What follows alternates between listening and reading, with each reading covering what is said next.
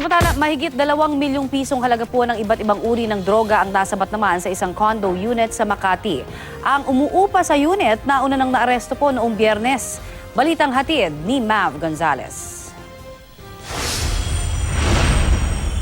Pagpasok pa lang ng condo unit, masangsang na ang amoy dahil sa shabu. Naiwan pang bukas ang mga appliances.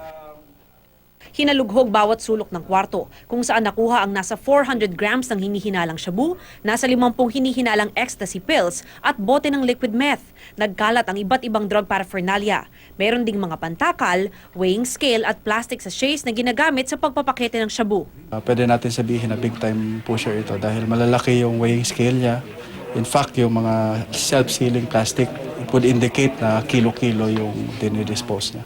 Umaabot sa mahigit 2 milyong piso ang halaga ng iba't ibang iligal na droga na nasamsam. Sinamsam rin ng mga otoridad ang mga listahan, dokumento at ilang bank checkbooks. Naaresto na noong Biyernes sa isang buy-bust operation ang suspect na umuupa sa condo unit na si Joan Cuachon. Medyo sabog pa siya nung hinuli namin through a buy-bust operation. In fact, nag-positive talaga siya nung ating sinubject for drug test.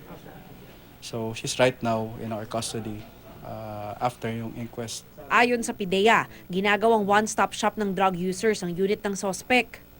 Since this is in the heart of a commercialized area, malamang yung mga parokyano to dito lang din. Mga medyo may kaya na personalities. Meron tayong nakuha na mga paraphernalia. Malamang dito rin sila gumagamit. Itong mga condominiums na ito, hindi namin kontrolado man nakatira. So, hindi namin alam kung ano nangyari. So, pag nahulingan to, nagugulat kami. I would like to congratulate them for catching one of the big drug dealers, no?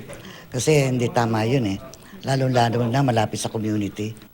Iniimbestigahan ngayon kung may mga kasamahan pa ang suspect at kung sino ang source niya ng illegal na droga.